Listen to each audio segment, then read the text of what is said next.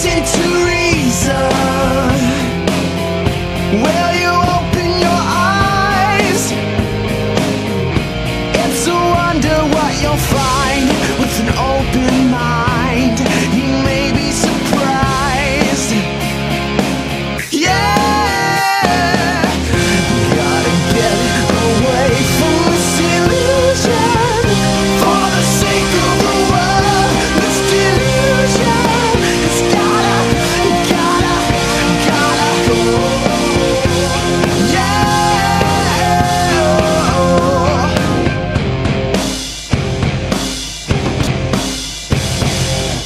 There's like one more drum beat than I think there is every time. Hello, everybody. Welcome to the Atheist Experience Live. I'm your host, Matt Dillahunty. Joining me this week, Martin Wagner. Welcome back. How are you? Oh, I'm fine. I'm all right. We're today's January 7th, 2010, and we are live in the Public Access Studio in beautiful Austin, Texas. We're sponsored by the Atheist Community of Austin, a nonprofit educational organization promoting positive atheism and the separation of church and state.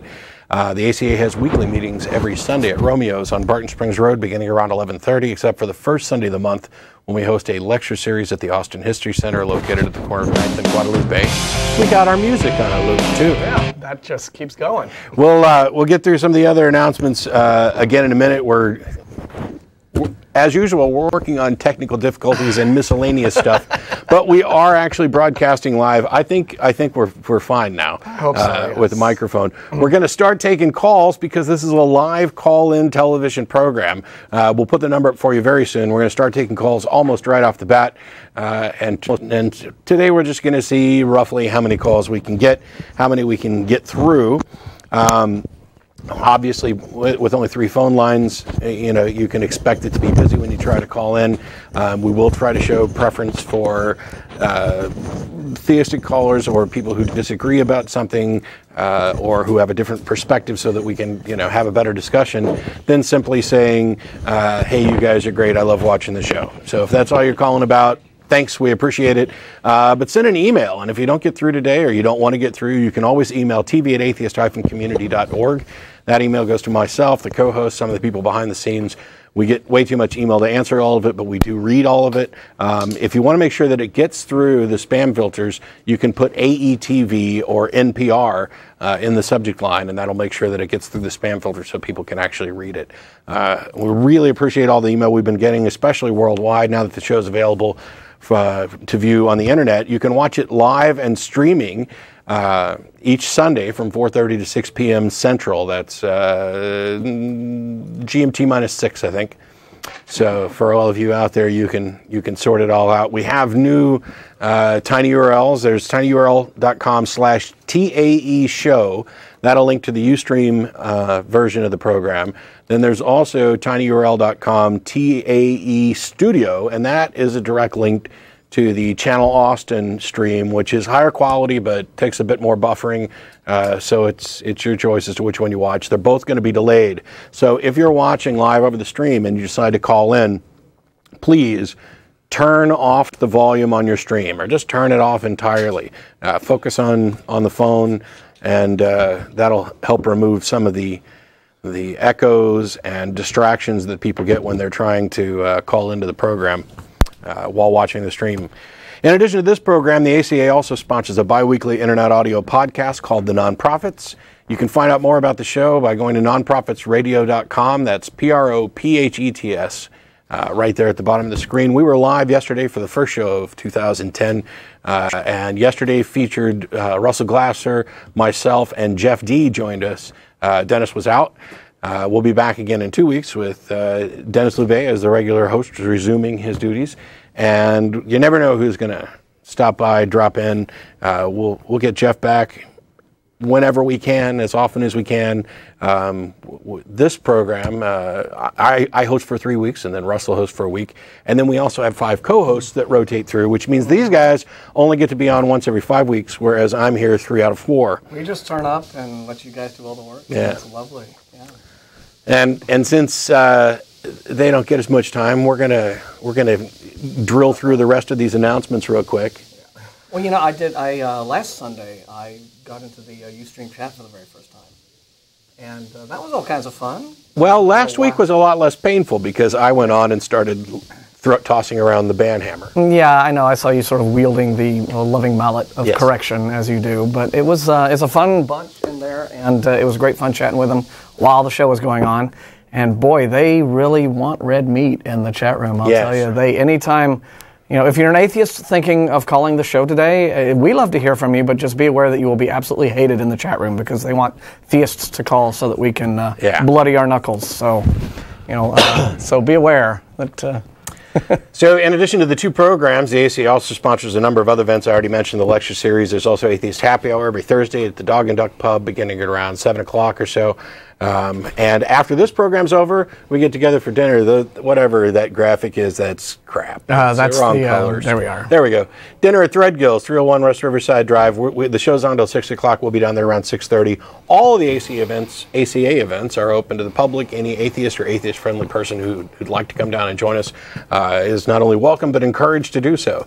But if you're coming down to preach, proselytize, or provoke, please don't. Just pick up the phone. We've already got what looks to be full lines, although they're getting me the information about who's on there.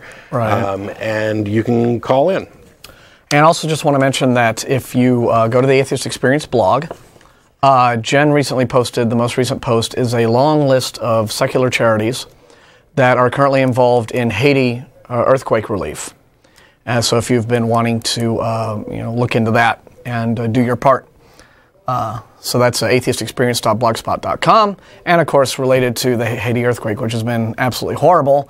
The one bright ray of light that has come out of all of it has been, I think, the ultimate downfall of Pat Robertson. Although, he's going to keel over any day. So Sure, it's not but I mean, it's lovely just to see a man like that get the absolutely universal hate that he has deserved for so long. And as I was getting ready to mention, there's the Blogspot link that Martin linked to, and you actually jumped in like a half second before me. Oh, you were going to say all that. No, not all that. Okay. So I'm really glad you did. But we added a new tiny URL that I put together this morning, and it's tinyurl.com/sharehaiti, ShareHaiti, and that links to the Share charity work from Center for Inquiry that's going specifically to benefit victims of the disaster in Haiti. You can visit the ACA website, www.atheist-community.org, for more information about the atheist community of Austin, what we've got on our calendar, scheduled events including blood drive, street cleanup, food drives, parties, lectures, anything that we happen to do, we try to put it up on the calendar. And there's also a frequently asked questions page there for people who would like the answers to questions that we have frequently been asked. That's why are you an atheist? What do you believe? Page, yeah. We're on the cutting edge of the interwebs. We really know what we're doing. I'll tell you what the kids are into these days. So I tell you what we'll do. We'll just go ahead and let's just start taking calls. Throw it open? Let's go. Hit the button, sir. Here we are, 8 minutes, 23 seconds into the show. Ryan from St. Louis, you're live. Hi, Matt. Hi, Martin. How you doing? I'm actually happen to be a theist, so that's good news for all the...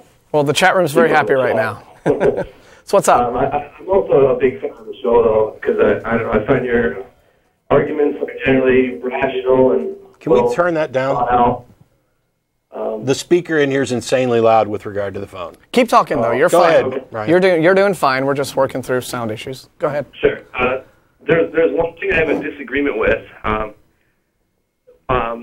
you familiar with the God hypothesis by Richard Dawkins? I think you mean the God Delusion, the book? Yeah, well, it's like a chapter of the book where he asserts that the existence of God should be treated as any other scientific hypothesis should be treated. Yes.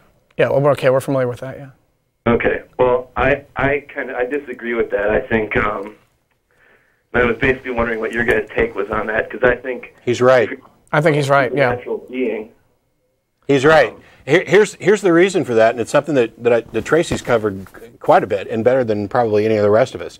And that is, it depends on your definition of a God. If your God is something that does not in any way affect reality, then okay, there's no way to test for it. There's no way to verify it at all.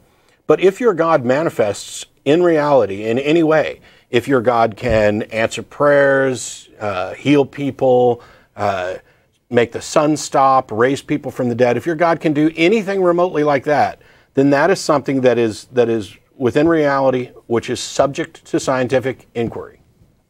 Okay, but not if it's in reality based on... It doesn't matter what the source is. Power. No, it does not matter what the source is. The source for every new phenomenon that we identify has an unknown source most of the time. Yeah. That does not exclude it.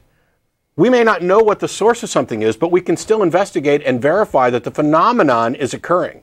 Now, okay, it may be the case that you cannot get from this happened to therefore it was caused by something supernatural.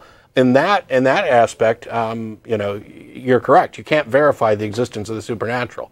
What you can do is verify the existence of the prevalence of the phenomena and the reliability of it.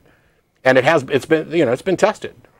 The various claims about prayer and whatnot have been tested scientifically. Oh, sure. Okay. But that just proves that particular prayer, did not elicit that particular result or whatever. That basically, think of it shows a supernatural being. He could, like an omnipotent being, he could make it so that his discovery would be impossible. Sure. But still could interact with the real world. No. Yeah. See, right there, that's sort of contradictory. It's part of the whole notion of omnipotence is internally contradictory. It contradicts itself. Well, we don't have to go all the way down. We don't have to do that. Interacting with reality. But the point is, that is a specific example of it. You can say, God can completely make any sort of direct evidence of his existence completely impossible to detect. And yet, if he is having direct effects on the real world that we can see, and this is the God Christians believe in. They believe that they pray to God and he answers prayers, and these prayers have results in their lives. Then that's a lot like saying, well, you can. It doesn't really quite mesh that you can. Here's something that is doing something in the world, but you cannot look at that result and in any way study exactly what caused that result. Well, let me do this a different way. What could God do that we could not test for? Okay, like let's say while you're sleeping, God puts $1 million in your closet, and then when you wake up, he makes it disappear. And it actually happened. Okay. You can't test for it because he's... How do you know it actually happened? How do you know it actually... When you test for it. No, how do you know it actually happened? Yeah. I mean, how would you have any way of knowing that at all? Well, you wouldn't. That's okay. The whole... Would you have any good justification for believing that it did happen? No. Okay. So unless you, for some reason, wanted to believe that it happened for some reason. That's not a good justification for believing something. Well, why not? Okay. Well, it's not especially rational, that's all. I mean, it's not always a good justification for believing something, but it could be. No, it's never. And what circumstance? Simply desiring something is never... Only a Sith deals in absolutes. Sorry? Only a Sith deals in absolutes. Only a what? Sith. Oh, yes, I am the Dark Lord. Are you going to turn into a prank call, or are we going to keep conversing? Nah. Okay. The thing is, I'm sorry to tell you that there are, in fact, absolutes, 3 logical ones, but I'm not going into the tag thing right now. I asked if you had any justification for believing it, and you admitted rightly that you don't. And then you said that unless you wanted to believe it. Well, okay, there are all kinds of things that somebody may want to believe. I couldn't give a rat's ass. What I care about is what is true and what is demonstrably true. And when I ask whether or not a belief is justified, I am by definition excluding simply the desire for it to be true, because that is not a rational justification for believing that something is likely to be true. That is simply a desire. Yeah, and you could just as easily justify believing in anything at all, if that were your sole justification for it. I want there to be leprechauns who come in and do my laundry at night. That's a strong desire of mine. Is that am I justified in believing that it's true? No. I may believe it's true, but that would be an irrational belief that lacks sufficient justification. Okay, I mean, yes, you're bringing up good points here, but we're kind of divulging from what I originally said, in that a supernatural being is untestable. You can't use the laws of science a supernatural being. A supernatural being. You can say that I reject the notion of a supernatural being, or you can say a supernatural being is impossible, or you could say something like that. But if you're considering a supernatural being, then you can't use any type of scientific test or experiment to discover its existence. Yes and no. Well, the supernatural is by definition outside the realm of scientific investigation, which is why I brought up at the beginning, does this entity manifest itself in the natural world in any way? If it can affect and manifest within reality to affect change, then that is something that we can observe. And you said, well, there's a way, God may be able to do stuff that we can't identify. And I asked for an example, and no offense, Ryan, but you came up with one of the stupidest possible examples that represents a God that is completely indistinguishable from a God that doesn't exist. A God who, while I'm asleep, puts $1 million in my closet and then removes it. That action is completely indistinguishable from it never having been there, and there have been no God to put it there. What we want is for you to identify an action that a God could take that is identifiable in reality that we could not identify. And okay, I'll give you a better example then. Inherently self-contradictory. Go ahead. Okay. All right. Yeah, my example was bad. I admit that. How about, let's say when you die, this supernatural being takes your consciousness, your essence, whatever, and puts it in some supernatural place, and you continue your consciousness in a supernatural place, completely outside of what any scientific analysis could detect. How is that any different from your $1 million in the closet? Yeah, because this is will experience. No. This will experience. No, this is hypothetically. I'm not saying it's right. It's hypothetical. You are simply speculating upon. Well, what if this particular magical thing happened after your death? But what I asked for was an example of something that manifests in reality. Yeah. Something that happens in a supernatural realm after you're dead is not something that manifests in reality. But, again, I mean, something that. Let me give you an example, and you can argue with me whether or not this can be tested. It is the belief of theists around the world that this universe that we're in exists because of divine fiat. A God, a supernatural being, willed it into existence. So you have all of natural reality existing at all because a supernatural being wanted it to and made it happen. So that is, when Dawkins says, this is why God claims should be tested, just like any other scientific claim, this is what he means.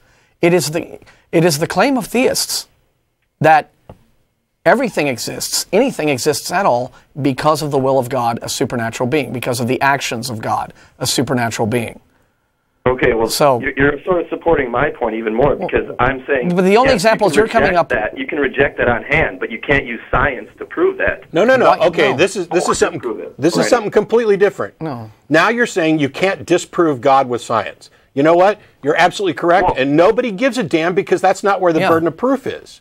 What Dawkins is saying, and Martin was absolutely correct to make sure that he phrased it this way, was that science can investigate God claims. That's it, period. Okay. Because we are in the business, science is in the business of actually determining what is or isn't real. Now, the second that somebody's God is demonstrably real, now, then it becomes believable. And that is something that is theoretically possible for a supernatural God to exist, although I don't know how. I mean, that may actually be impossible, but hypothetically speaking, if there was a supernatural being who could affect reality, then it is possible that we could detect this. I disagree. Well, okay. In what way? And yet, theists around the world claim that this is true, and they claim that their God, one of the ways in which he does this, is to speak directly to people and give them prophetic insights into the future, which are testable and verifiable. If it doesn't matter whether it's a God, aliens, a transmission from somewhere else, if the source is unknown, but it's feeding me information and I can consistently pick winning lottery numbers, then we have a demonstrable phenomenon that has been demonstrated to scientific certainty. We may not be able to identify the source, Exactly, that's the point. You may not be able to identify the source, therefore you cannot say it's a supernatural source, so there can never be I don't care, Ryan! Look, the point is, if I'm claiming I'm getting messages from Alpha Centauri, and they are giving me winning lottery numbers, and we verify that this is actually occurring, that I am able to adequately predict, you are absolutely correct, and I've said this before on the show, I don't know, dozens of times, that we cannot positively identify the source of it. But what we can say is that my claim has been demonstrated and is justified. Now, if you accumulate a massive amount of evidence of a number of different claims, so there's a billion people who are claiming that God is giving them information, and each one of them is always right down the line. Now all of a sudden you approach the sort of rational belief in the causal area of the claim. We cannot absolutely confirm it. We can never absolutely disprove it. But we're talking about phenomenon in reality. We may not be able to properly, completely, scientifically identify the cause, but the aggregate claims of this source, it's one of the reasons why we look around the world at all these different religions that are making claims, and we can say that, you know what, they cannot all be right because they are, in many cases, mutually exclusive, but they can all be wrong. And when we investigate them, none of them can produce any phenomenon that stands up to anything better than results we'd expect from chance. But that doesn't need to be the case. It may be the case that one of these religions, let's say Mormons, for whatever reason, live better, happier, longer lives, are more productive, are able to predict the future, are healthier, they're immune from cancer, and we can demonstrate that, somebody who lived to be 30 and then converted to a Mormon, instantly there's no more cancer. All of a sudden, when you get evidence like that, the claims of Mormons become tenable. That is what we're talking about, and that is what Dawkins is talking about when he says that we can scientifically investigate and validate religious claims, God claims. Doesn't matter that we can't absolutely identify the source. It may be the case that that we, in the absence of being able to absolutely identify the source, we still can come up with enough information that we can say, okay, there is some source and we know something about it. In much the same way that in different fields of science, we don't have a complete understanding of the inner workings of the atom. And we may never. We may continually find smaller and smaller things, but we know it's real and we know how it works, and it can thereby make testable predictions. And it bears remembering also that the entire intelligent design creationism movement, which is very much a Christian movement, very much a religious movement, as much as they like to deny it, because they think it will get them mileage in court cases that way. This is all about a bunch of theists attempting to refute evolution by making what they claim are scientifically supportable claims for intelligent design of life on Earth. In other words, it was not an evolutionary process, it was not an unguided process, there was a mind behind it and a plan behind it and an agenda behind it doing these things with deliberation. And so you have people who are very devout theists who are making these kinds of claims. And in a sense, Dawkins is really not saying anything that should be terribly controversial when you realize that, yes, the theists do this all the time. They do make these kinds of God claims. They say that they are scientific.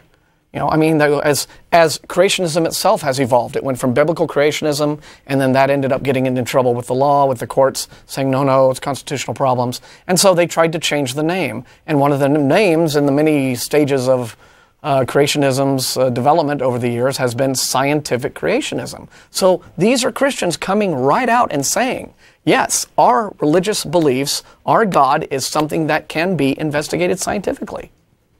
So, so Christians have been out there making this, a remark long before Dawkins did about how God should be testable. Because they're even, they're still trying to fight in the courts right now with intelligent design, saying, yes, here, it's provable, it's testable. It's intelligent design, and this is our God. So let me ask you this, since you seem to be in one of the weirdest positions that I can possibly imagine. You self-identify as a theist. and you call in thinking, trying to argue that Dawkins' statement's wrong. And I would agree that Dawkins' statement would have been wrong if he would have said, we can positively identify a supernatural source or positively disprove a supernatural source, but that's not what he said or what we've said or what anybody that I'm aware of has said. But you're in this position where you claim to believe something that you simultaneously claim cannot be testable. It cannot be tested. What possible reason could you have for believing a claim that you don't think can manifest in reality in any way that is identifiable? And how, by the way, did you come by this information in the first place? I didn't really understand the question. Okay. If there is a God, which you believe that there's a God that is supernatural, correct? Yes. Okay. How did you come by that information, and what reason do you have for believing it? I don't really know how I came by it. I think it's kind of a comforting belief for me. Oh, and okay. I don't know the psychology behind it, but somehow I believe it. Okay. Basically, you have the opinion that you want your beliefs to reflect reality. Yes, and you don't. And I want my beliefs to reflect reality in almost all instances, but I'll make a few exceptions. Okay, thank you. That's probably the most honest, and it cuts right to the chase. If you don't care enough about whether or not your beliefs accurately reflect reality, then that explains why you're willing to believe something that isn't justified. Yeah. And if you're freely willing to admit that it is something that brings you comfort, then that's at least honest too. But I can explain. Why I don't think like that and why I would prefer that nobody did, but it's your brain and you can pollute it with whatever nonsense makes you feel good.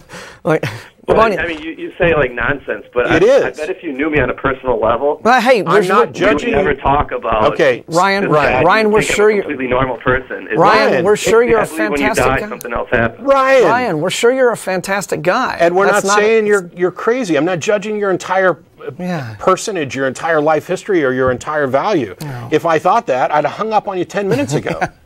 I'm saying that you believe something which you admit you have no good reason for doing so, and your only justification is that it makes you feel good. First of all, I don't really believe you. But not only that, not only does it make me feel good, but I don't think it'll have any repercussions. Then you're wrong. You don't think that believing something that is not true has any repercussions at all? Not always. Usually. No. Usually there's your qualifier. There's your qualifier again. Not always. I fully admit that if you're sitting at home in the bathtub, whether or not you believe in God probably isn't going to have any dire consequences. What false belief you have isn't going to affect it while you're asleep. I'm asking you, do you think that it has no consequences, which is what you started saying? I don't think it has any negative consequences on my life. Really? Or the life of anyone else. Really? Mm-hmm. You don't think? I could be wrong, but I don't think so. You don't? Okay. So here's the way. Go ahead. I'm okay. Sorry. No, I'm just saying. It sounds to me like you don't particularly care one way or the other, and that's what's baffling me about this. I mean. Well, why you didn't care? Yeah, but that's what I want to understand. That's what I really want to understand is that you, as Matt has pointed out, always have these qualifiers to the statements you make. I don't think that these beliefs have negative consequences in most cases. I want my beliefs to reflect reality in almost all cases, but apparently there are some cases in which reflecting reality isn't really necessary. It's a complicated world. I just don't really understand why you have that sort of lack of caring. How is "it's a complicated world" a response? Yeah. To what Martin was just saying. What does that have to... Of course, it's a complicated world, but that seems to me that you would want to have more understanding of reality and not less.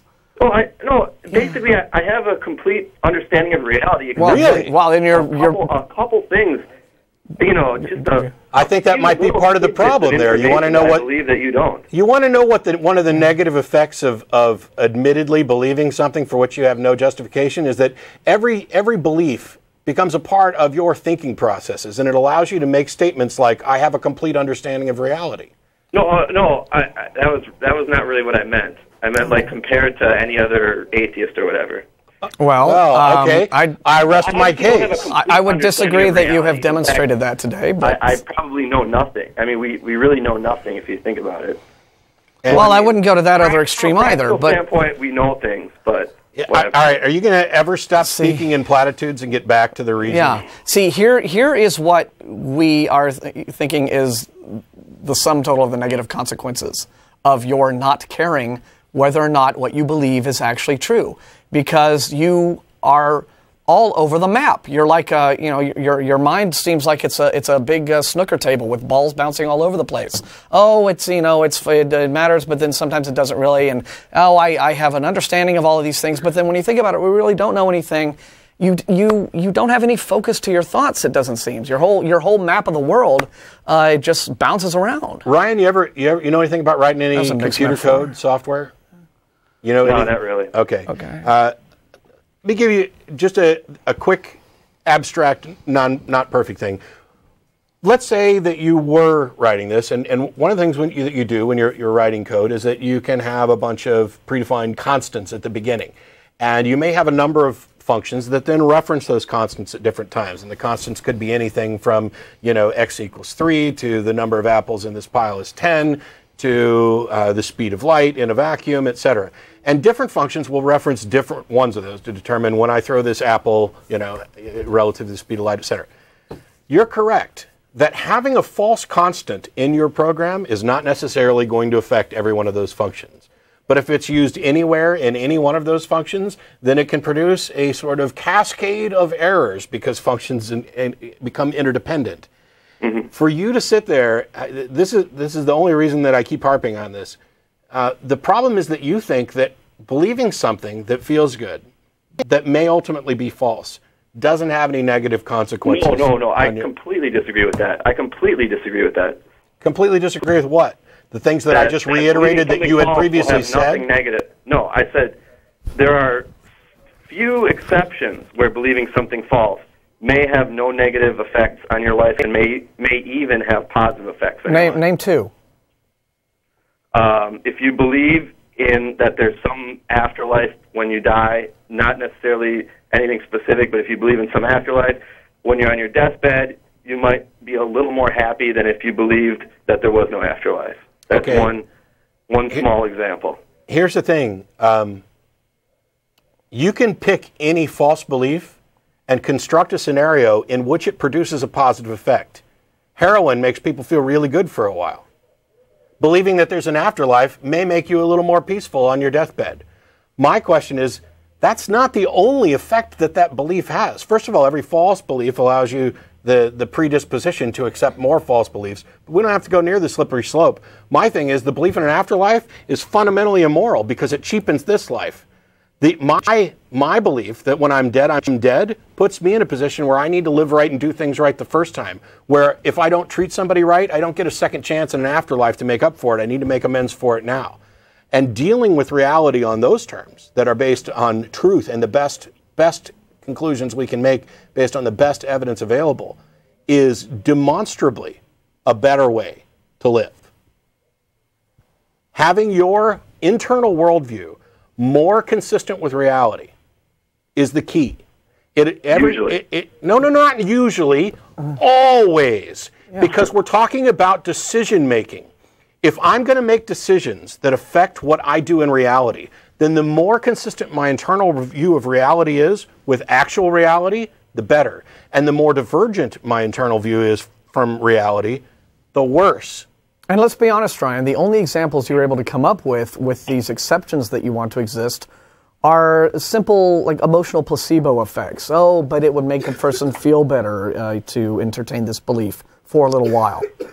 Sure. Whereas, listen to what Matt's describing. Matt's describing things that have lifetime consequences in terms of how you interact with your community, with one another, with people in your lives, how you behave, how you take responsibility for your actions and the things that you do. If something you do ends up causing harm, you have to deal with that. You have to take that responsibility now.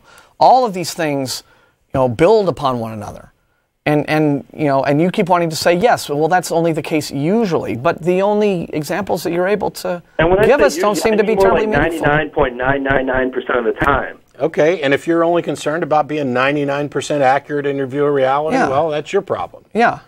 Some of us would prefer to get as close to 100 as possible. And the way to do that is to care whether or not your beliefs are true, and to never say, I'm okay with making an exception for this one because it feels good. Like the saying, ignorance is bliss. I'm sure. Yeah. Sometimes ignorance is bliss. But see, there you go. I agree. There you go. That's the only example you're able to come up with, is that, it'll put a little doe-eyed, empty-headed smile on a person's face to believe something that's false. It's just the emotional appeal you're defending this with. You have really nothing else to defend it with. And since you, again, admit, well, okay, maybe it's 99.999999, then why do you really care about the 0.000001? I mean, just go ahead and accept the common sense that, yes, having a worldview that's consistent with reality is best. In all cases, as much as, where whatever exceptions might exist are so minute as to not make a difference. And therefore really shouldn't be thought of as existing. I mean... I don't know what else to tell you, Ryan, and we've gone for like 25 minutes or so at this call. Okay. And the thing is that I think we're as close to an understanding as we can, and that is that you've said that you would mostly like to have your view consistent with reality, but you're willing to make exceptions because you don't see the harm in it. And I do. And someday I hope you do. Yeah. And I hope the whole world decides to care more about whether or not their view of reality is accurate. And there are sometimes more things in life that are more important things in life than just feeling good. Now, that said, I certainly don't put you in the category of batshit crazy person who's trying to take over the lives of everybody else. Yes. If you were, like I said, I'd have hung up on you 20 minutes ago. Yes. That's not the case at all. And I greatly appreciate the call and the chance to discuss this. All right. Well, nice talking to you guys. Thanks, Ryan. Bye. We got Chris in Greenville. Been very patient. Thank you. Thanks for waiting. Hello? Chris? Chris, you're on. Okay. I called a couple of weeks ago, and I mentioned the Big Bang and how something came from nothing or whatever. And I did some research on it, and I looked up some theories and stuff like that. And you guys told me that the Big Bang does not say that something came from nothing or whatever.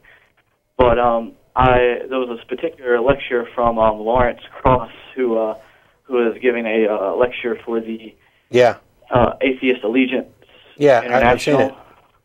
And basically the whole lecture is about how quantum fluctuations in empty space, or essentially nothing, will produce a universe. And talking about how the universe is flat and the future of the universe. The problem is that what physicists mean when they say nothing is not nothing. It's not nothing in the colloquial sense that most people talk about. That's the difference. And anybody who actually watches Krauss's lecture and still has the simplistic colloquial understanding that he's talking about something coming from nothing in that sense, I don't know what to tell you. Krauss explains it better than I could, better than almost anybody I've ever seen. And yet if you watch that and still come out with the physicists are saying it's something comes from nothing, you missed something fundamental in the definitions. It's not that kind of nothing. Yeah, I mean, a singularity is something. Well, the singularity is a mathematical, right? But I don't really want to get into this in gross detail because it doesn't matter. It doesn't have any relevance to atheism or theism. It's an interesting bit of science. I think that it does have like a lot to do with either with atheism or deism or theism or something like that, because it sort of gives you a perception about the universe, that most people don't have, or they don't really. Okay. Until this past century, there was no such thing as Big Bang Theory. Was there theism and atheism? Yes. Right. Well, it would. That's my thing. Yeah. Whether or not you believe in a God is not contingent upon whether or not science has a particular explanation for some particular phenomenon or area of understanding. And I'm not. This is a subject that I like. I'm just not an expert on it, and I certainly don't want to waste a whole bunch of time defending it when it's not relevant to the point. Because one of the things is that for example, a lot of the creationists would accept Big Bang cosmology would say, well, that's just the way God did it. Okay, great. And the other people, and the atheists would say, okay, this is what science has to say about the origin of the universe, and there's nothing in there that posits or needs to posit the existence of a creator or any type of God or anything that would qualify. And you're at this impasse again.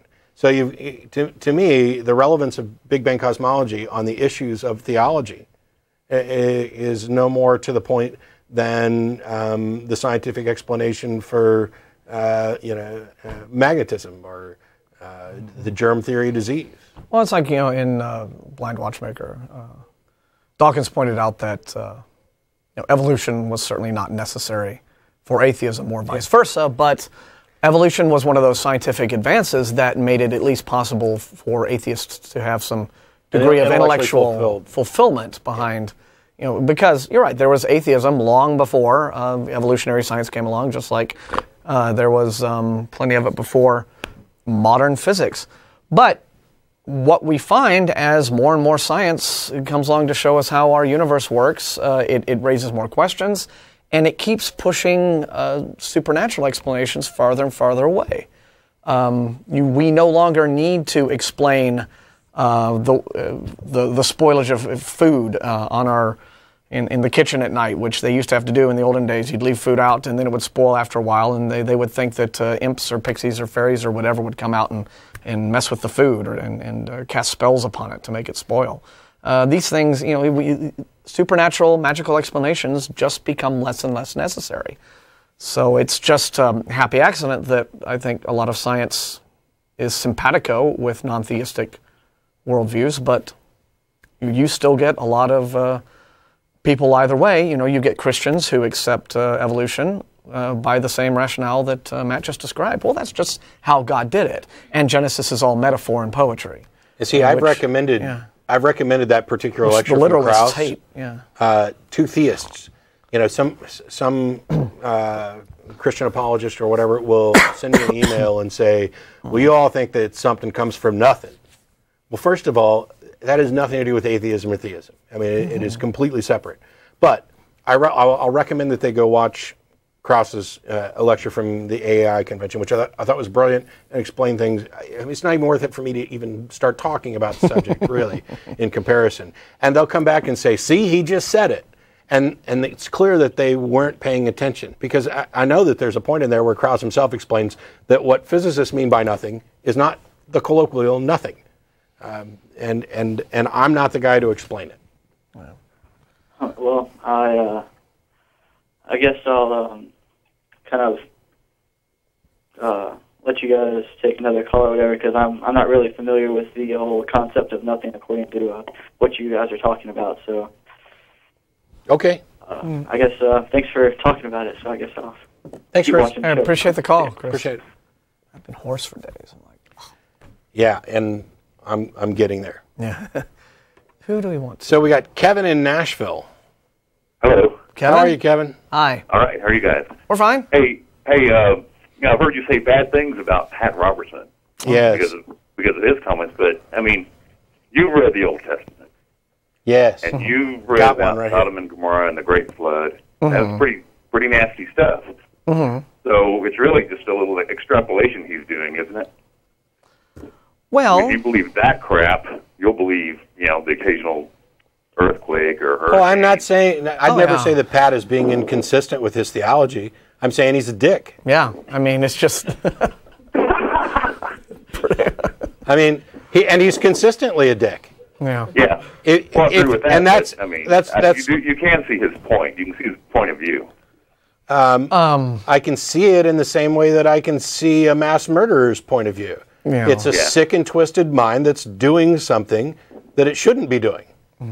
He's desperately in need of help, and at this point, the only help I think he can get would be to go ahead and kick the bucket.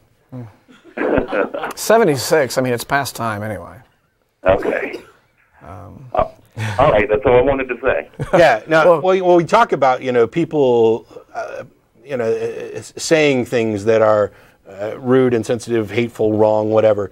It's when you take your particular religious view and say, look, you guys made a pact with the devil, and now God's coming to get you. And it's internally consistent, but it has no corollary in reality. touching back on Ryan's call earlier. Yeah. This is what happens when too many of your beliefs are no longer consistent with reality. And last week on the show and yesterday we talked about it, so I'm not going to hammer out too much. Britt Hume had made comments about Tiger Woods, saying he's a Buddhist, and I don't think that faith has the kind of forgiveness that he needs. So Tiger, I'd recommend that you become a Christian. To me, that's almost as bad as what Pat Robertson said. Right, because no Christians ever cheat on their wives. Well, the only reason it's not quite as bad is because he's perhaps just going after one person.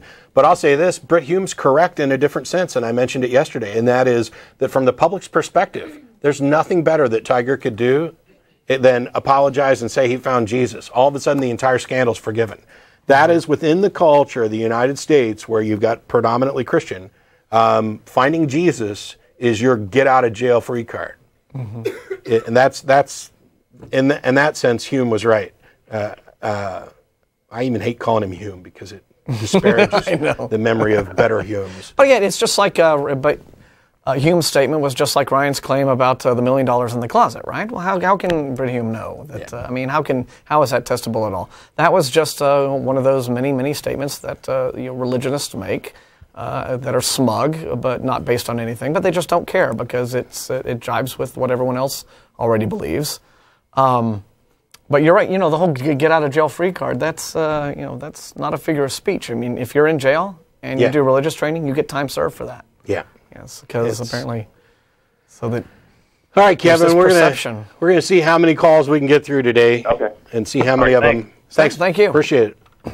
We got John in Philly. Hey, what's up? How you doing? How you doing, guys? We're Listen, good. I've been busy today. I'm sorry. Go ahead. What were you saying? He just said we're good. Go ahead. Yeah. Okay. I was busy today. I didn't get a chance to catch most of the show. I didn't know you guys had already talked about it, but I just wanted to say that I don't usually get political. I'm usually pretty lazy when it comes to this person said this on the air, and I kind of go, so what? But when I heard about what Pat Robertson said, I kind of got sick to my stomach, and it kind of drove me to look for his email address, and I think the best I could do was go on the 700 Club prayer line, and I actually sent in a prayer request for Pat Robertson's soul. So what to happen to it? What did you pray exactly? If he had one, I kind of just prayed. I don't pray. I'm not religious. Yeah. So for me, I'm just being Well, when you're polite. sending in a prayer request, you're asking somebody else to do the work for you anyway. Yeah, But yeah. But I just. I'd really like to get better, but I'm a lazy bastard, so could you pray for me? Every time sometimes I watch 700 Club, just for shits and giggles. Oh yeah, I used to watch TBN for the same reason. Yeah, it's great. Like he just stands there with his squinty eyes and just prays for some guy's broken foot across the country to magically heal in Jesus' name. It's a window into another world, isn't it? It is. Well, I realize that people actually watch this and they listen to this man, and that's why I'm very thankful for programs like this. It really. This is the same guy. We're healing you now, Yes. John. We're healing you. This is the same guy who tried to blame 9/11 on atheists and lesbians and abortionists, and the same guy who blamed Hurricane Katrina on gays. Although, as Jeff T pointed out, And San Francisco had a big earthquake back in '89, and I remember watching him. he was alive in 1889. No. Yes, actually. Probably. Just getting going. This is all par for the course for Robertson. And honestly, at this point, it almost feels like desperate grasping for attention. The final, he's like one of those fish that you finally drug up on shore, and just you think it's settled down, and you're sure that it's dead, and then when you reach down to grab it, it starts flopping again. That's what Pat Robertson's doing. He is a flopping little piece of crap. Well, do you guys remember? I think it was a year ago when he claimed that he could leg press 2,000 pounds. Yeah. Yes. And then Yeah. and started releasing his own special exercise drink blend stuff. Yeah. Yeah. And but then he had some sort of heart complaint, right? I mean, he had something to do with. It's what happens when when God makes your food instead of doctors. Yeah. Well, here's what I did in response to Pat's whole thing, because I just decided to have fun with this. I created a page on Facebook. It's called We Condemn Pat Robertson, and as of me driving to the studio today, it's got something like 2,800 members, and it's probably up over 3,000 now. So. That was you. Yes, that was me. See, and I keep getting invites to that, and because there's so many people that have already, friended me on Facebook. Oh, I just click ignore straight in the line. I don't even see it. So if you invited me to something on Facebook and I didn't join, see, I did that for that very reason. It's not an affront. I just bam, because I can't fill up my page with that much. There's either somebody who has made a Pat Robertson voodoo doll that he's selling on eBay. And with the proceeds to go to Haiti relief, and the auction right now is up over $500 for this horrible, ugly little doll. And but the people. So it's accurate. Yeah, right, right down to the frizzy hair and the Bible and the stiff posture and the And my only thing is, I get it, but it needs to be bigger so you can stick more pins in the son of a bitch. But. My thing, I'm just loving all this Robertson abuse. It's great. I mean, it's just really coming from everywhere. No one likes this man anymore. It's wonderful. Sick. Thanks a lot for the call, John. I appreciate it. Thank you. All right, thank you. I made the comment yesterday that from the standpoint of a slave, you have the Christian God advocating slavery. Who else are you going to make a deal with? Hey, devil. Can you get me out of this? These Christians are here enslaving me. Can you help me out? Well, who wouldn't? Right. Now, obviously, but then, it's all as nonsense, the devil himself has pointed out in a letter to the editor that's been widely circulated on the internet, he's like, look, if they made a deal with me, they wouldn't have 80% poverty in that country. That's not my style. Haiti would look like frickin' Dubai if they'd made a deal with me. Come on. So... No. So Satan doesn't appreciate the bad press. Did you have a note on one of those or something? No, I didn't, but I think old Jaffa's been holding for a while. We got Jaffa in Bethlehem. How are you? Hey, guys. How are you? Thanks for waiting. Bethlehem, Pennsylvania. Kind of ironic, the name of the city, but my question today was... Now, wait, is it Jaffa or Jaffa? It's Jafar, Jafar. Oh, Jafar. They left off a letter. Thanks. Even spelled. Jafar. Yeah. Okay. Tons of people pronounce it Jafar. I start up a new semester tomorrow. It's probably going to happen again. Whatever. That's all right. But yeah, I'm a junior pre-med major at Lehigh University, and on Tuesday I start up a class with the infamous Michael Behe. And I was wondering, and this is irreducible complexity, testified in court, we all know him, that guy. And I'm taking that course. It's my last semester as a pre-med. I'm pretty much have med school lined up. But what I want to do is I want to be able to challenge him on some of the ideas that he might throw in there about intelligent design, even though technically he's not supposed to. It's going to come up. But at the same time, I don't know. We don't know. We don't know what his class is like. So right. But my question is, how do you think that I could be able to challenge him on this without possibly jeopardizing my academics in that class? We're not the guys to ask. First of all, we got no scientific expertise in the area. But the other thing is, we don't know what he may or may not bring up. It depends on what he says.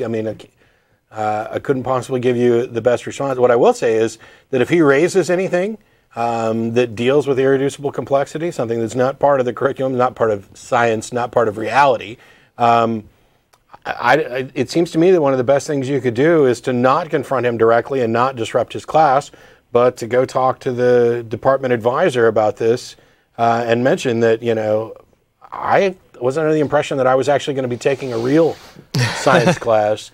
And I get in here, and he starts talking about irreducible complexity. But I'm sure they know all about Behe down there at Lehigh.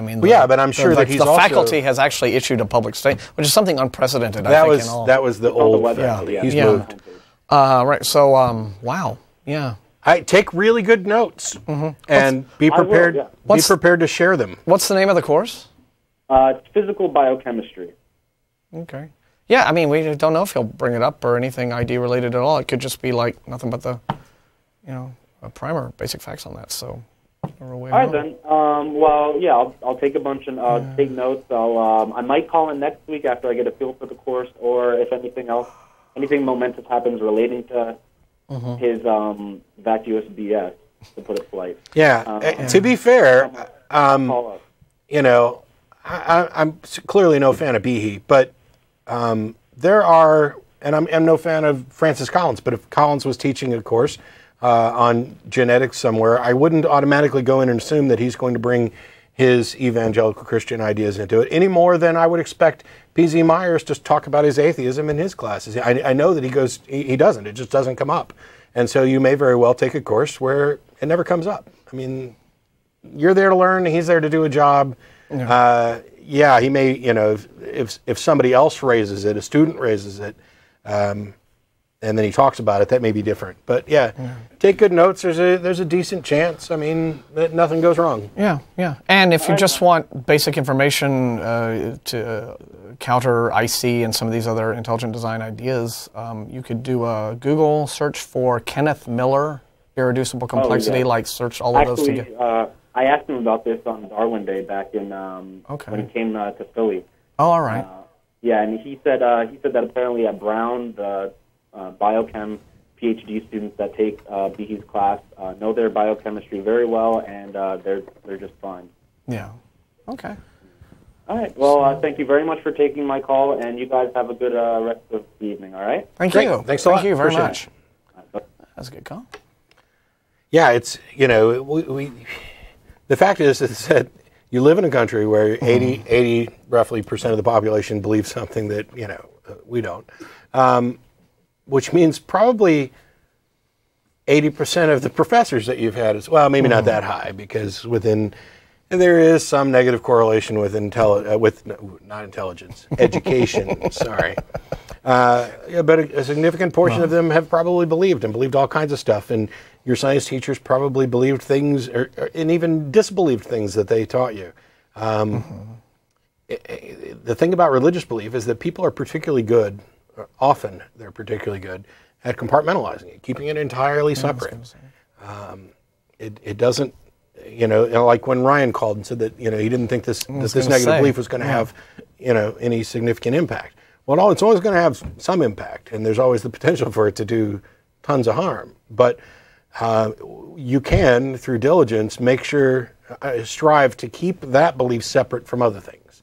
In much the same way that, using my coding example, you could just not use that particular constant in a different function. Right, it just goes away. It's a weird little way of, I don't know. To me, and this is one of the reasons why I briefly said that I didn't believe Ryan.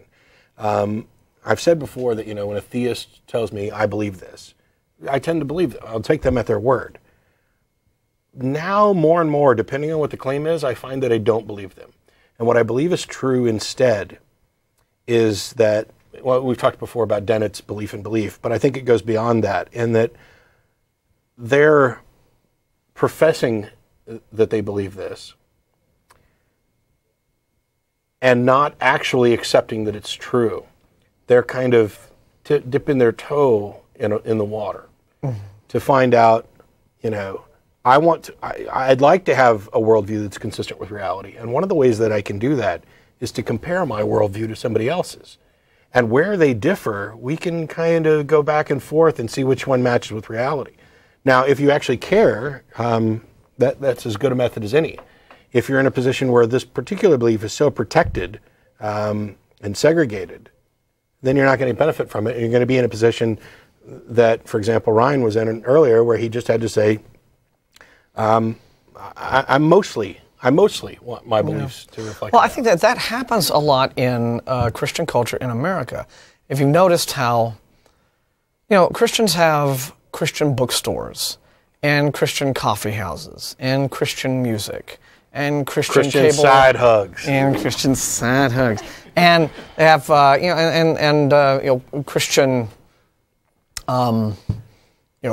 bowling teams, like whatever and all of this serves to just sort of create a subculture within the mainstream of American culture, that allows them to just sort of isolate themselves. And that'd be fine. If their subculture didn't leak out like a pollutant. Well, but then you're talking about, it's homeschooling plays into this culture where they essentially, depending upon how fundamentalist they are, the facts that they are teaching their kids are not necessarily facts, and then they expect these kids to go off into the world as adults and function. So but you're right. You get this sort of insular little community that just doesn't want to hear a whole heck of a lot else. And then I think that's why you really get the lashing out when people like us and Dawkins and Hitchens, and suddenly atheism becomes popular and they don't really know what to do about it. Yeah. And we see a lot of that reflected in some emails we get. Why do you guys even have a show? What do you care? I mean, Yeah, and it sounds, Ken Ham said something similar about the atheist convention that's going on in Australia. A meaningless convention with a bunch of people talking about meaningless stuff without recognizing that it was all meaningless because they have a meaningless existence without God because there's no meaning. I don't think that word what you means what you think it means. Yes, they don't. Yes, old Ken Ham just doesn't quite know what it means for something to have meaning. Too funny. We got Sean in New Jersey. How are you? Hey there, guys. Good evening. How you doing? All right. First off, I've got an observation of mine, which I find kind of interesting, which will lead into a question for you. Okay. I find it kind of funny and ironic that a lot of fundamentalist, creationist Christians who deny evolution almost basically have to profess that they're all fallen sinners, that they're these base and filthy creatures that deserve eternal punishment in hell. But as soon as you say that they're descended from primates, don't you call me a monkey? Yeah. That's way too much of an insult for me. Say that I deserve to go to hell, say that I'm a dirty sinner, but don't say that we share a common ancestor with apes. That's just going too far. Yes, one of life's many little ironies that you encounter. But going into that, as far as Christianity's concept of sinners and what we deserve and how low we all are, I was wondering if you think that might point towards a non-human authorship. If religion and Christianity is really just a human construct, then why would we portray ourselves as so low and so worthy of damnation, so filthy? Wouldn't we build ourselves up as great? No. Because that doesn't benefit the religion. Building individuals up as great benefits the individual. Tearing individuals down and saying that the religion is what can save you, that's what benefits the religion. Well, so then does that... A lot of people always say that a big function of religion is to show exhibit control over lower over people who believe it. It's a great way for kings to rule over people, and it's a great way to control people. Yeah, but it doesn't control people in like the George Orwell 1984 sense. It doesn't do it overtly. It does it through this careful sort of manipulation of a person's own attitudes, right? Makes them do the work, right? What Christianity does through all of this talk about sin and original sin and how fallen we are, but don't worry because God loves you and He sent Jesus, etc., etc., etc. This is all about tearing down the self-esteem of the individual in order to reconstruct it in such a way that the religion is now at the center of that self-esteem. Yeah, extreme fundamentalist Christians in particular, but fundamentalists who have this type of view, they are the battered wives of religion. They are the, he really loves me, I'm just not, that was my fault, I'm just good enough. And what this does is it benefits the institution or individual that's in control by, tearing down and belittling the other individual. And I guess it's just that battered spouses and not battered wives, because evidently there's some guys in that position too. Yeah, somewhere, yeah. Well, I guess my question then is, well, then why was it like that to begin with? You say, well, it benefits the religion, but man created the religion. So why wouldn't, from the very beginning, man just be using it as instead of a tool to break himself down, to only then build himself up, to just build himself up in the first place? You know what I mean? Yeah. Because Well, religion. I can't. I'm sorry. I was just going to say because the Christian faith took many centuries to evolve into what it is right now. I mean, you know, when you hundreds and hundreds of years, and throughout this entire process, you began to get. You know, it went from just. You know, I guess if we want to go ahead and take for the sake of argument that all this stuff happened. You know, it went from Jesus and his disciples all the way up to now a very big church with its own politics, and then getting, and then all of this comes into play, and then suddenly there are armies that the church supports, and it becomes a big political movement, and this all takes time to develop. So it, something could start out being entirely benign, and then get corrupted, and then turn into something really horrible that's completely contrary to what it used to be. I saw an editorial cartoon some years ago, back when all of the televangelism money scandals were happening with was it Jim Bakker, Jimmy Swaggart, and you know this, that, the other, right? His was sex. Yeah. Well, it was sex, money, just corruption, and what happened was I think Falwell's group was going to take over Bakker's when Bakker ended up going to jail, and then Falwell came out and said, "Oh, I'm disgusted by all this," and you know, and so. I saw an editorial cartoon at the time that was basically all of these, you know, fat men in business suits, you know, in a big corporate setting, said "God Co." on the wall, and you know, and they're all looking at spreadsheets and charts and graphs and what have you, and you know, and on the phones, and there's 20 of them, and then you know, in this corner of the room, like Jesus, looking all meek with his little shepherd staff, walks in, you know, and you know, one of the guys yells at him, says, "How the hell did you get in here?" Right? I mean, it's just sort of something could. Yeah, so something could start out and be entirely benign, and then just, you know, and then it takes on a political life of its own and becomes bad. Especially if someone... and then if there's dogma involved, then that really makes the political reality of it just even more hardcore. It's just, yeah. So... Okay. Well, very interesting insight. I appreciate it. And just real quickly, you guys, I wasn't going to bring it up, mentioned it, the Christian side hug. I couldn't help but notice. And I was wondering if you guys thought that was real. Yes. There's one real and one that was a parody of the real one. The Christian side hug, the original thing was real. Mm-hmm. Well, I guess the practice of Christian side hugging, but I assume that you were referring to the original kind of rap song was real at a youth event for a real church. Yeah. Well, that's what I thought might have been the case at first also, but afterwards I saw what I thought were some legitimate interviews. Now, maybe it wasn't. I wasn't sure. Which were saying how it was parody, that it was actually kind of Christians maybe poking fun a little bit at themselves for some kind of... okay, then they're just as bad at that as they are at discerning reality. I've seen plenty of parodies of their side hug that were side-splittingly funny, but the first one, you know, it did not have the ring of parody, and you don't get up at a megachurch as part of a series of songs and messages for your youth group and say something that you don't mean.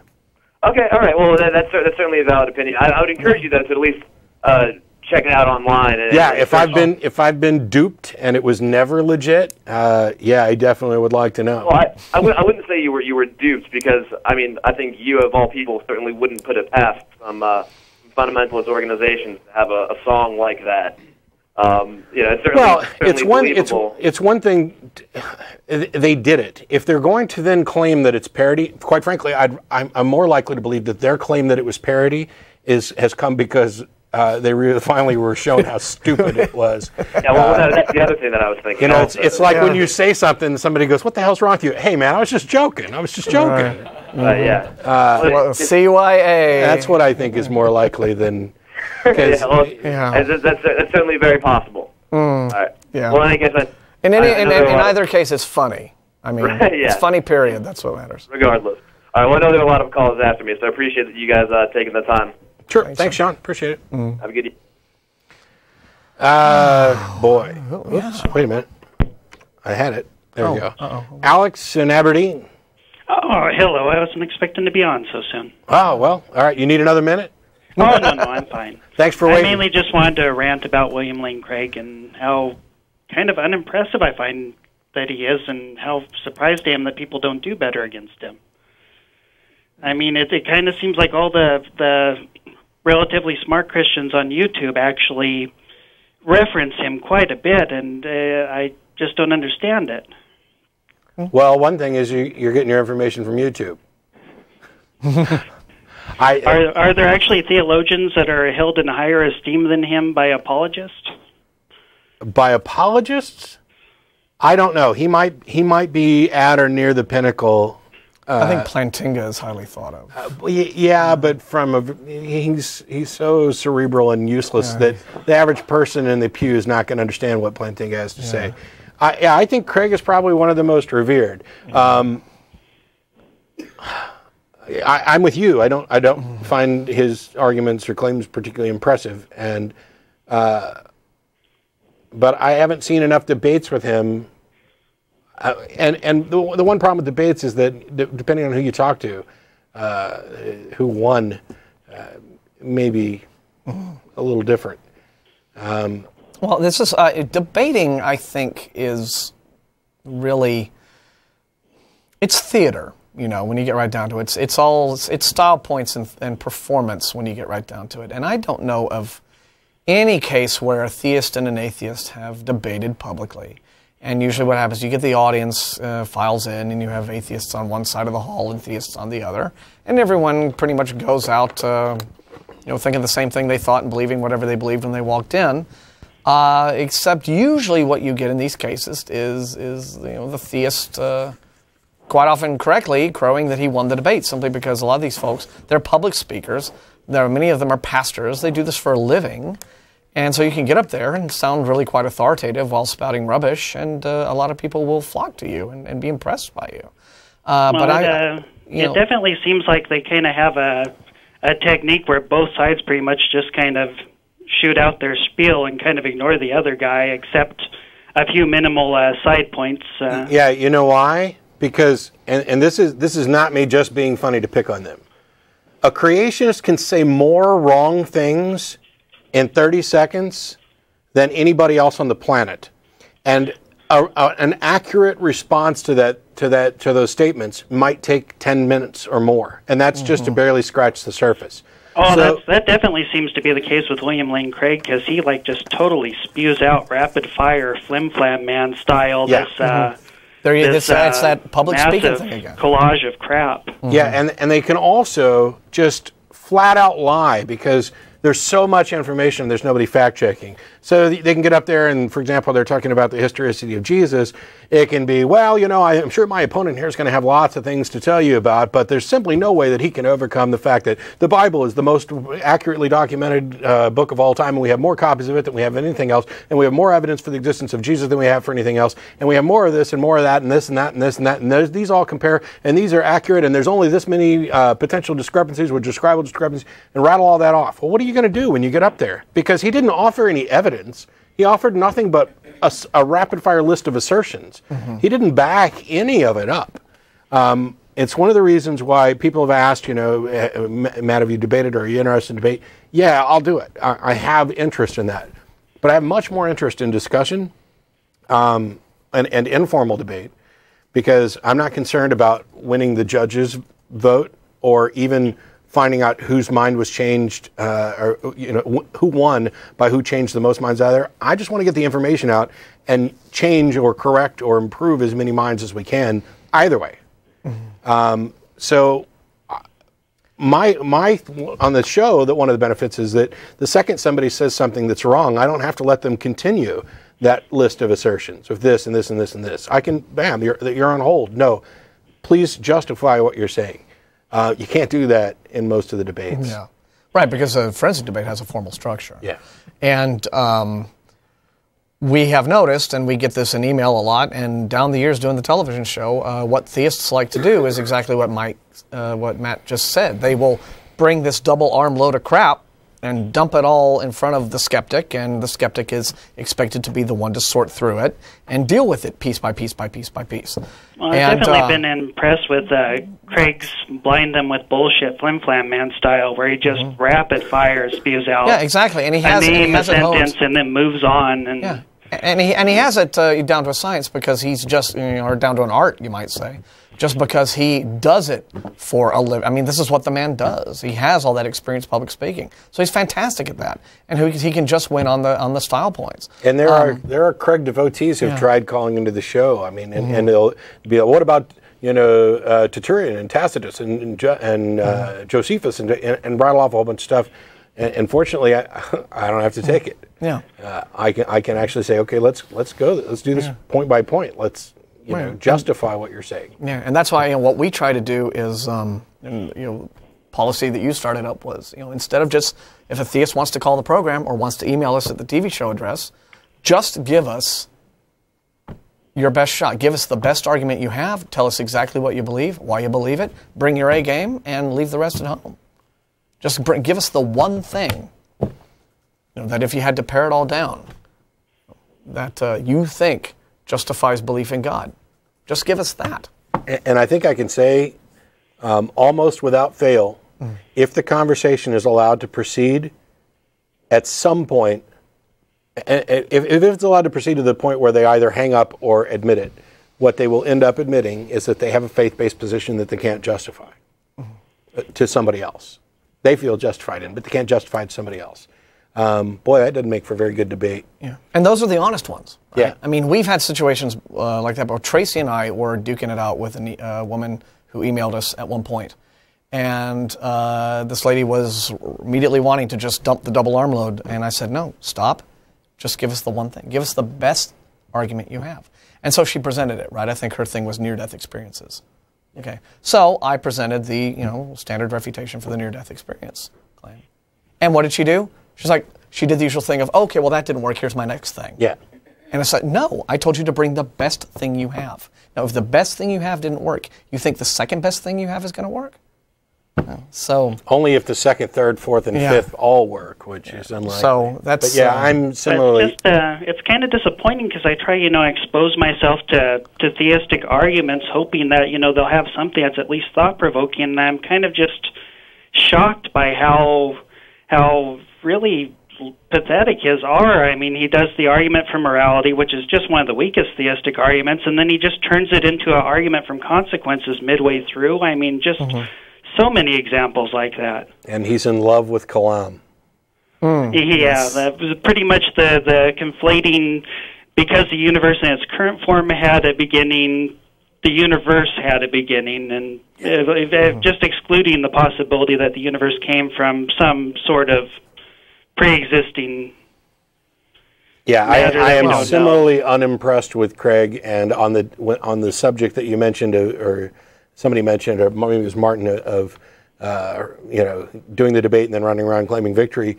That's even happened on this show, where we had an apologist on who we had an extensive debate that most people. 2/3 of the episode? The Matt Slick one that makes everyone groan? And he asks a question, of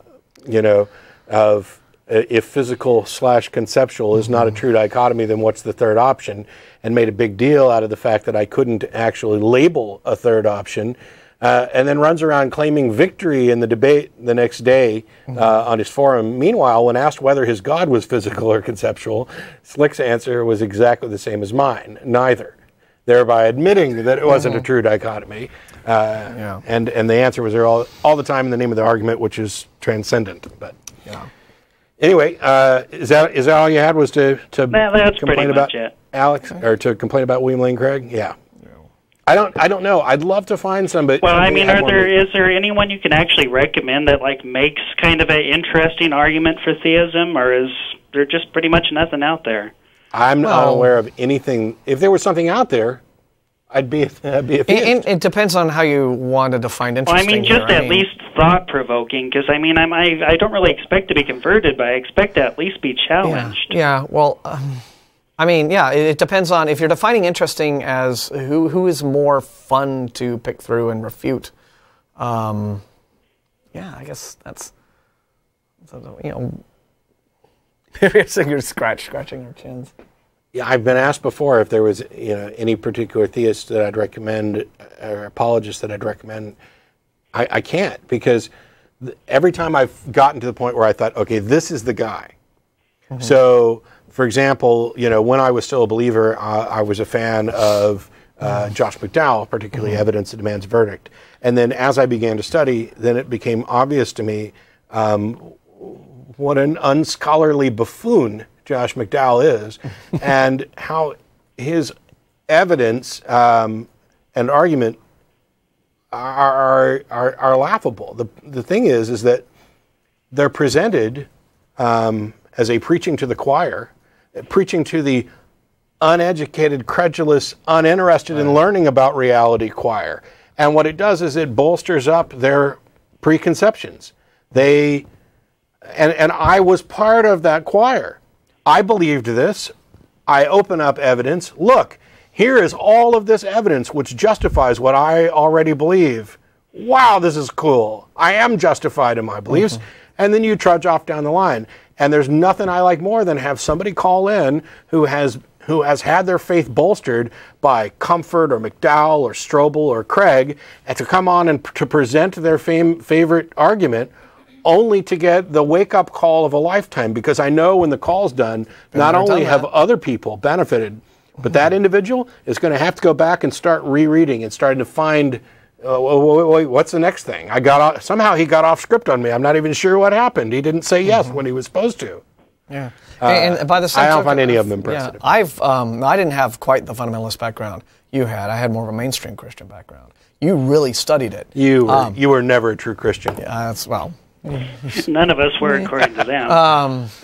And you know what? Depending You're on their absolutely definition, right. I agree. Actually, you know what? You're absolutely right, because you're talking about, the people that you talk to these days say they believe this, that, and the other, and they don't really. I honestly don't really think I ever did. Even in my, church-going youth, part of the youth choir days, I really don't think I ever genuinely did.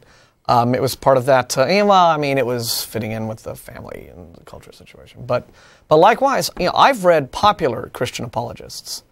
Guys like D. James Kennedy and people like that. I haven't gone on to study the more advanced academic theologians because, quite frankly, your average rank-and-file Christian doesn't really know what those people have to say either, and doesn't particularly care. One of the criticisms that was leveled at Dawkins when the God delusion came out was that, he's theologically unsophisticated. He doesn't understand all the sophisticated theology that the sophisticated theologians and academia understand. And it's like, that was just such an irrelevant criticism to bring up, and P.C. Myers mocked it, I think, very well, because, look, you go to any church in America, right, and, Joe and Joe Sixpack, sitting in the pews, right, every Sunday, they don't understand the sophisticated theology, and they don't care. They're there to get comfort. They're there to hear about Sky Daddy, who's out there looking after them when they're worried about getting their, mortgage, the problems that they may be having with their jobs or this, that, or the other thing. They're just looking for a security blanket. And they don't really care about... Especially when some of the more considered elite theologians are pretty much ones that believe in something like the foundation of all being, or God as just a really neat concept. Yeah, I know, and that is not what your average rank-and-file Christian believes in this country. They just don't care. The abstruse God of the theologians just doesn't play anywhere but in the mind of the theologians. The so-called sophisticated arguments are anything but. While Mythbusters have demonstrated that you can, in fact, shine a turd, that is roughly what they're attempting to do. What did they use in that? I didn't see that episode. You'll have to go back and you'll have to look They actually shone a turd? Yes. Like they buffed it and polished it and did Oh, yes. Oh, nice. And Adam was very proud. I bet they froze it first. You have to watch the episode. And actually, what the point was, that this is what they're attempting to do, it's just that they don't know what they're doing. You can dress something up. You can dress pretty up much a saying pig. we want to believe in God, but we just don't want all the messy stuff involved with believing in God. So we're just going to say we believe in God, even if he's just a concept. They're trying to dress up a pig, and while that can be amusing on occasion, it doesn't make it somebody you want to take to the prom. But what's fun when you read popular apologists like Strobel, like good Lord Ray Comfort, like D. James Kennedy, and you look at these books and you look at just how transparently lame, the arguments are, and what they think passes for arguments in these books. And honestly, like a juvenile level of cognition compared to what you get from, Dennett, Hitchens, Dawkins, the rest. It's and understanding that these arguments are completely bought by the target audience. The readers of these books think it's great. You're dealing with people who aren't really coming to the come to the thing with a great deal of intellectual muscle. They're looking for the emotional comfort in the belief. It's just kind of sad. I mean, I was a gratifying. fundamentalist. I pretty much became an atheist because I wanted to challenge my beliefs, and it kind of seems now, as an atheist, I still try and challenge my beliefs and concepts, and they just aren't stepping up to the plate. That's what happens the closer you get to being right. Thanks a lot, Alex. I appreciate the call. Thank you for your time. All right, we got like 2.5 minutes left, and Ben from Toland is going to probably be the last caller. Ben, you there? Hey guys, how's it going? Good. How you doing? Good. How are you? I'm just an atheist, and I had a quick question to ask you guys, an atheist watching. Okay. Are you familiar with the story of Horus in Egyptian mythology? Vaguely, roughly. Oh, right. Yeah, was he the one who got his pecker ripped off and had the... I'm not quite sure, but it's basically the same story as the story of Jesus in the New Testament. No, it's not. It's not? not quite. It's not basically the same story. Because I've been doing some research and everything, and I've been looking it up, and it seems that the storyline follows almost exactly as the New Testament. Wow. Okay.